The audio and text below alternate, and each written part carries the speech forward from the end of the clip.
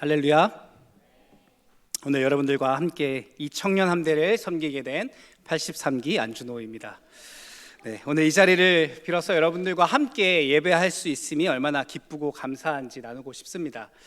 여러분들 위해서 함께 성실함으로 열심으로 섬겨주셨던 우리 목사님, 성경구 목사님을 이어서 제가 함께 여러분들과 예배하게 되었는데요. 여러분 부족하더라도 이해해 주시고 우리 한 공동체로서 주님 안에서 세워져가는 저와 여러분 되었으면 좋겠습니다. 오늘 말씀 함께 나누겠습니다. 오늘 여러분들과 함께 원띵이라고 하는 제목으로 함께 은혜를 나누고자 합니다. 오늘 본문 누가복음 18장 25절의 말씀을 보면 이렇게 말씀합니다. 낙타가 바늘기로 들어가는 것이 부자가 하나님의 나라에 들어가는 것보다 쉬우니라. 여러분, 낙타가 바늘 구멍으로 들어갈 수 있습니까? 제가 굉장히 F지만 아무리 F적인 생각을 해도 불가능합니다. 그런데 놀랍게도 주님께서 부자가 천국에 들어가는 것보다 그것이 더 쉽다고 말씀하십니다. 더 놀라운 사실은 이 말씀을 지금 우리가 들으면서 우리의 마음이 편안해진다는 것입니다. 왜요? 나는 부자가 아니니까. 전혀 상관없는 일이기 때문입니다. 나는 하나님 나라에 들어가기가 쉽겠구나 라고 우리가 생각하는 것입니다. 물론 우리 중에 부자인 분들도 있을 것이고 또 많은 분들이 나도 부자가 되었으면 좋겠다라고 생각하리라 생각합니다. 그런데 여러분, 우리가 이 말씀을 어떻게 이해하고 또 우리의 삶에 적용해야 하는지 오늘 말씀을 통해서 여러분들과 나누어 보고자 합니다. 오늘 본문의 말씀을 읽으면서 저는 먼저 이러한 의문이 먼저 듭니다. 부자는 얼마나 있어야 부자인가? 여러분, 얼마나 가지고 있어야 부자입니까? 제가 네이버에 검색해봤습니다. 2020년 조사에 따르면 한국 사람들이 46억 5천만 원 이상 있어야 부자라고 생각한다라는 조사가 있습니다. 안도가 되죠? 나는 부자가 아니고 천국에 이지패스 하겠구나라는 생각이 문득 드는 것입니다. 그런데 여러분, 저는 여러분들과 이렇게 나누어 보고 싶습니다. 여러분, 이 부라고 하는 것이 상대적이다라고 하는 것입니다. 내가 더 많이 가진 사람들과 나를 비교하기 때문에 내가 부족하고 가난하다고 생각하고 느끼는 것이고, 여러분 한번 생각해 보십시오. 반대로 이 캄보디아에 있는 사람들의 월급이 평균 20에서 30만 원 정도 되어진다라고 말합니다. 많은 동남아에 있는 국가들, 많은 열악한 개발도상국의 국가들의 월급이 이와 같을 것입니다. 그 나라 사람들이 생각하기에 우리의 모습은 어떻습니까? 우리는 큰 부자일 것입니다.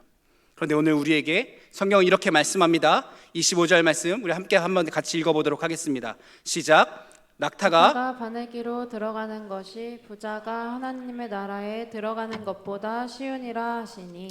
여러분, 부자는 천국에 갈 수 없을까요?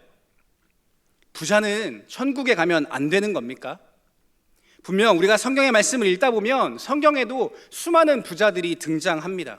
아브라함도, 요셉도, 그리고 그 유명한 삭개오도, 또 예수님께 무덤을 내어드린 아리마대 사람 요셉도, 또 신약의 아주 유명한 자주장사 루디아도 모두 부자였습니다. 분명 그들은 하나님 나라의 사람들이었습니다. 하나님을 따르고 예수님을 따르고 예수님의 제자라 불렸던 사람들입니다. 그 사람 중에도 분명 부자가 있습니다.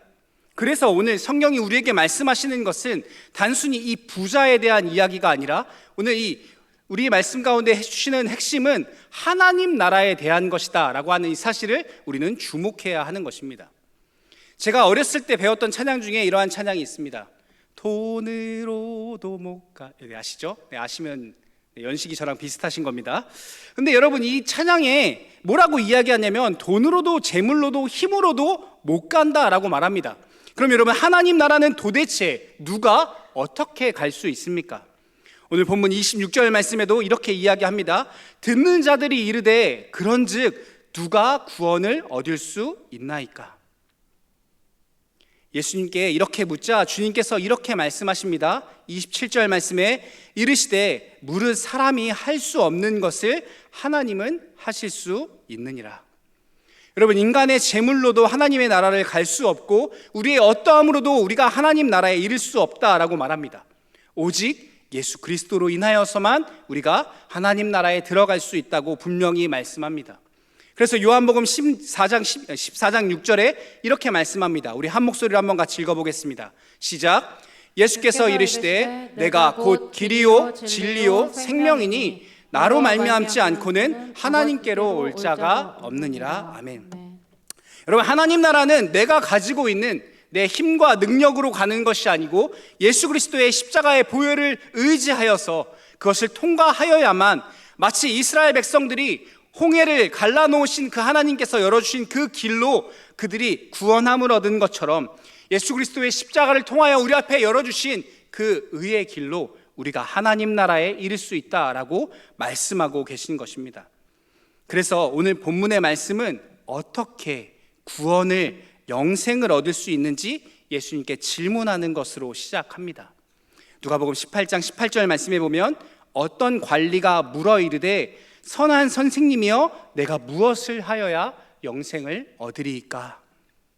여러분, 누가복음에는 어떤 관리라고 말씀하시고 마태복음에도 동일한 말씀이 등장하는데 19장 20절 말씀해 보면 이 동일한 사건을 이야기하면서 그 청년이 이르되라고 말합니다.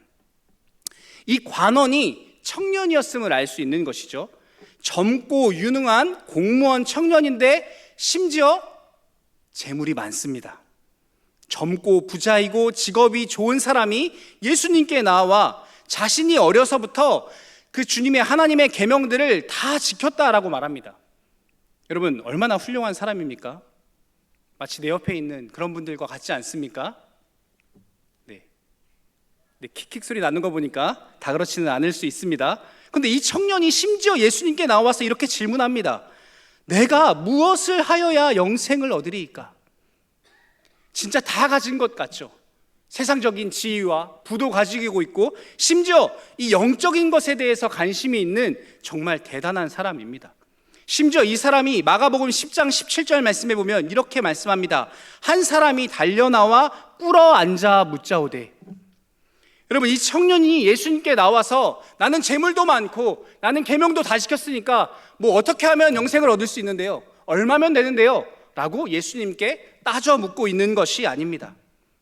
예수님께 겸손히 나와서 예수님께 무릎을 꿇고 예수님께 간절히 물어봅니다. 예수님, 내가 무엇을 하여야 영생을 얻을 수 있겠습니까? 아주 겸손함까지 있는, 아주 적당히가 없는, 제가 자매라면 고백으로 혼내주고 싶은 아주 바람직한 청년이 예수님 앞에 서 있습니다. 이 부족함이 없어 보이는 청년이 예수님께 이렇게 물어볼 때 예수님께서 이렇게 대답하십니다. 예수께서 이 말을 들으시고 이르시되 내게 아직도 한 가지 부족한 것이 있으니. 다 가진 것 같고 제가 보기에는 부족함이 없어 보이는 이 청년을 향해서 예수님께서 한 가지 부족한 것이 있다고 말씀합니다. 예수님께서 이 청년의 질문에 분명히 이렇게 대답하십니다. 이 청년이 예수님께 내가 무엇을 하여야 영생을 얻으리이까? 라는 이 질문에 예수님께서 20절 말씀에 이렇게 대답하십니다. 내가 계명을 안 하니 간음하지 말라, 살인하지 말라, 도둑질하지 말라, 거짓 증언하지 말라, 내 부모를 공경하라 하였느니라. 그러자 청년이 대답하길 여짜오되 이것은 내가 어려서부터 다 지켰나이다. 여러분, 분명히 다 지켰다라고 말합니다. 이제 예수님, 내가 잘 지키며 살겠습니다 라고 말하는 것이 아니라 이미 지키면서 잘 살고 있었습니다 라고 하는 이 당당한 대답에 예수님께서 이렇게 말씀하신 것입니다. 예수께서 이 말을 들으시고 이르시되 내게 아직도 한 가지 부족한 것이 있으니. 분명 여러분, 제가 보기엔 이 청년의 부족함은 단점이 없다라고 하는 것 같아 보입니다. 그런데 예수님께서는 이 다 있어 보이고 대단해 보이고 정직해 보이는 이 청년을 향해서 한 가지 부족한 것이 있다라고 말씀하십니다. 그러면서 22절 하반절에 이렇게 말씀합니다. 내게 있는 것을 다 팔아 가난한 자들에게 나눠주라. 그리하면 하늘에서 내게 보화가 있으리라. 그리고 와서 나를 따르라 하시니. 내게 있는 것을 다 팔아서 가난한 자들에게 나눠주라고 하십니다. 여러분, 이 청년에게 예수님께서 왜 이렇게 말씀하셨을까요? 이 청년에게 부족한 한 가지는 무엇일까요? 여러분, 저는 이 말씀을 묵상하면서 이러한 생각을 해봅니다. 이 청년이 혹여나 아주 악착같이 모으고 궁색하여서 마치 우리가 기억하는 스크루지나 삭개오와 같은 모습으로 그가 삶을 살아왔기 때문에 부자가 되어서 예수님께서 그 삶을 아시는 주님께서 이제 나누고 베푸는 삶을 살아가라고 하신 걸까? 라는 의문을 던져봅니다. 아니면 그가 계명을 다 알고 지켰다라고 말하지만 영혼 없는 행동, 우리의 마음의 중심을 보시는 주님이신 예수님께서 그의 마음의 중심을 보시고 너가 그렇게 행했다라고 말하지만 그거 영혼 없는 그저 행동뿐이었잖아 라고 말하신 것일까? 라는 생각들을 해봅니다. 그런데 여러분, 성경은 우리에게 분명히 이렇게 말씀합니다. 마가복음 10장 21절의 말씀에 보면 예수님께서 이 청년을 향하여서 뭐라고 말씀하시느냐? 예수께서 그를 보시고 사랑하사 이르시되, 이 청년의 모습을 보시고 예수님이 흡족해 하시고 만족해 하시고 좋게 보셨습니다. 이 청년의 진솔한 모습, 건실한 청년의 모습, 바로 여러분들과 같은 모습을 보시고 지금 예수님께서 너가 그거 한 거 다 거짓말이었잖아, 너가 그렇게 모으기 위해서 너 마음대로 살았잖아 라고 꾸짖고 지적하려고 하시는 것이 아니라 정말 그 영혼을 바라보시고 사랑하는 마음을 담아 애정어린 조언을 해주고 계시는 것입니다. 여러분, 그러면 예수님께서 말씀하시는 이 청년의 부족함은 무엇일까요? 예수님께서 청년에게 하신 이 말씀을 자세히 살펴보면 누가복음 18장 20절 말씀에 이렇게 말씀합니다. 우리 한번 같이 한 목소리로 한번 읽어볼까요? 시작. 내가 계명을 안 하니 간음하지 말라, 살인하지 말라, 도둑질하지 말라, 거짓 증언하지 말라, 내 부모를 공경하라 하였느니라. 여러분, 제가 자막에 이 말씀 옆에 숫자들을 붙여 놓았는데 여러분, 무엇인지 여러분 아시겠습니까?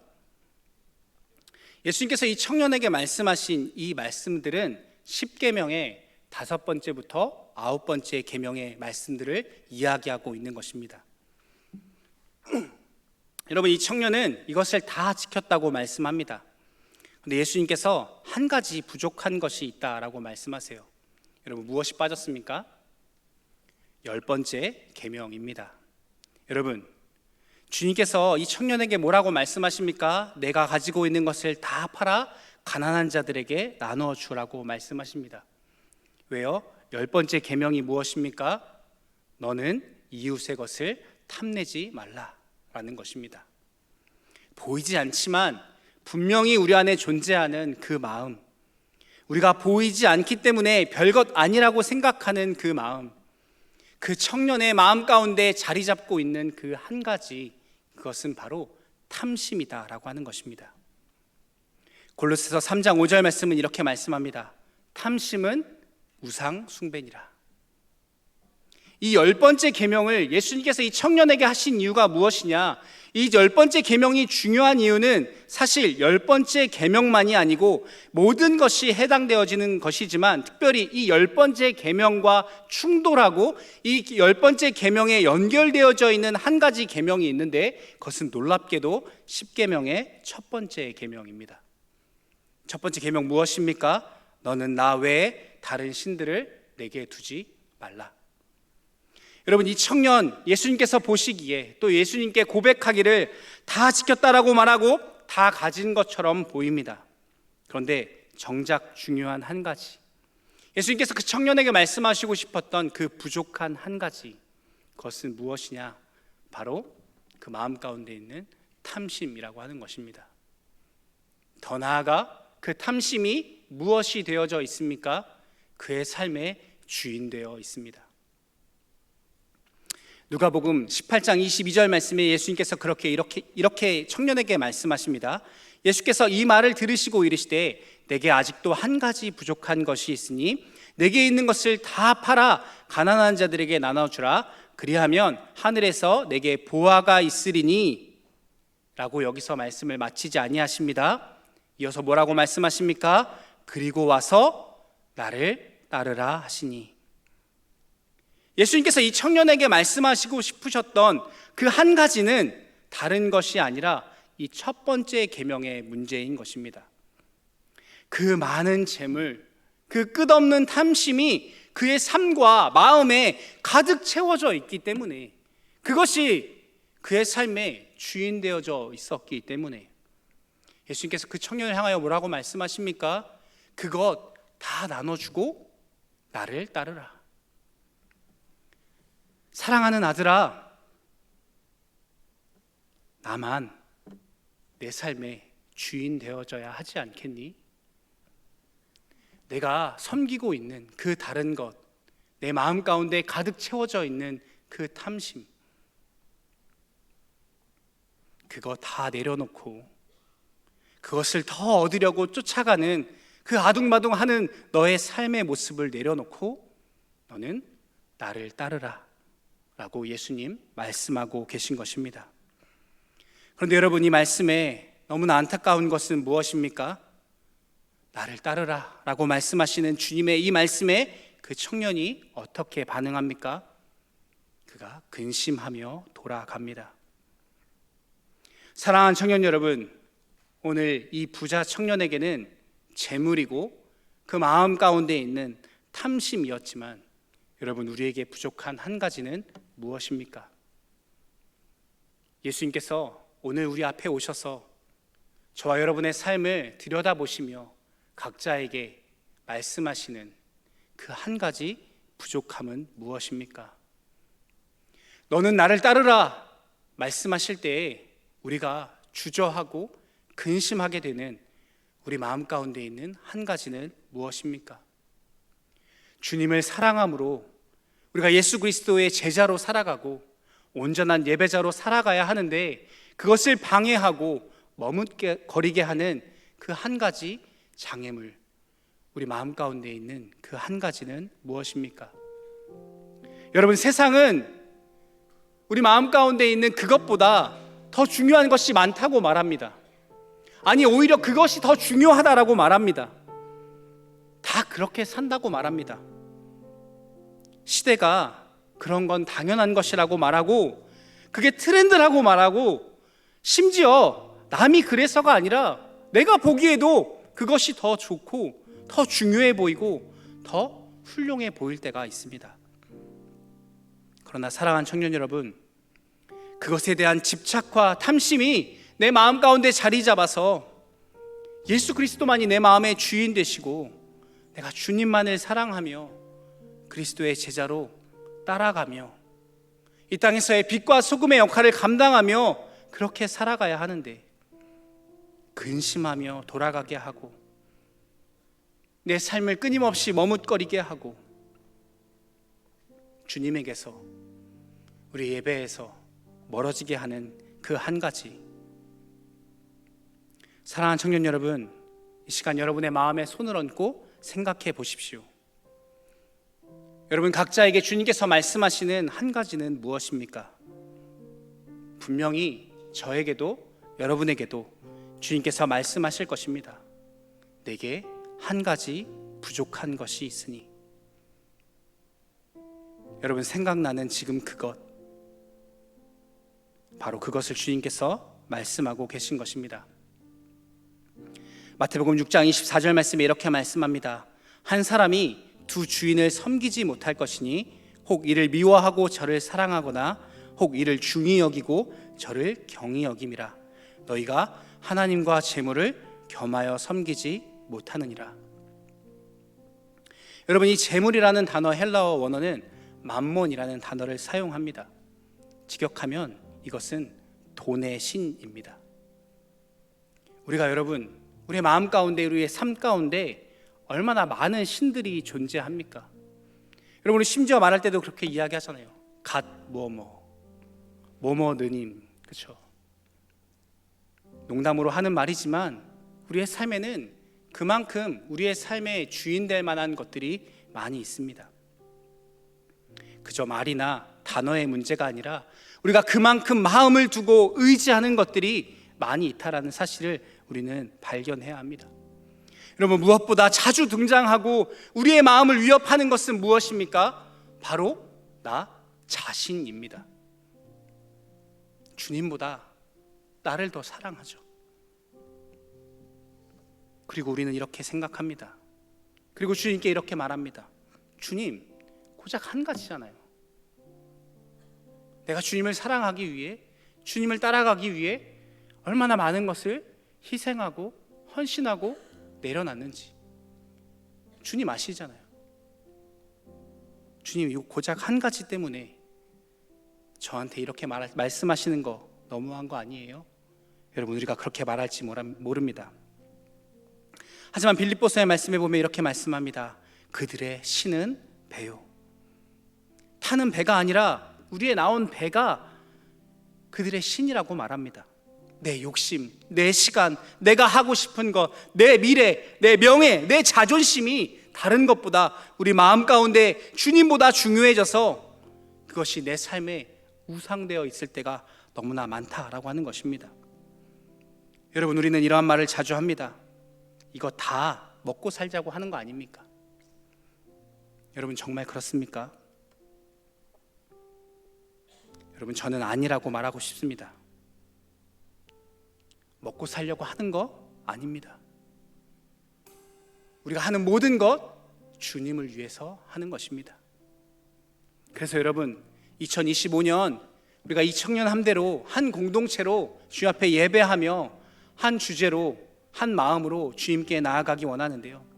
그래서 시편 27편 4절 말씀 여러분과 한번 같이 읽어보도록 하겠습니다. 시작. 내가 여호와께 바라는 한 가지 일 그것을 구하리니 곧 내가 내 평생에 여호와의 집에 살면서 여호와의 아름다움을 바라보며 그의 성전에서 사모하는 그것이라. 아멘. 시편의 말씀에서 다윗 왕은 오직 하나님을 구하며 하나님이 주시는 평안과 아름다움을 내가 간절히 사모한다라고 고백합니다. 그것이 내가 원하는 한 가지라고 말합니다. 사랑하는 청년 여러분, 우리가 2025년 한 해 원띵이라는 표어로 여러분 달려가고자 합니다. 그래서 세상의 사람들이 원하고 구하는 것이 아니라 주님께서 기뻐하실 만한 것, 우리의 삶을 바라보시며 너는 나를 따르라 말씀하실 때 우리가 기꺼이 기쁨으로 달려갈 수 있도록 우리가 다른 것 구하지 아니하고 하나님만 구하며 주님만 구하며 주의 은혜와 사랑과 그 십자가만을 구하며 그렇게 2025년 한 해를 함께 달려갈 수 있는 저와 여러분 되어질 수 있기를 예수님의 이름으로 축복합니다. 함께 기도하겠습니다. 우리 시간 함께 기도할 때 이 찬양 주 앞에 함께 고백하기 원하는데요. 우리 주님만 사랑하리 함께 고백하도록 하겠습니다.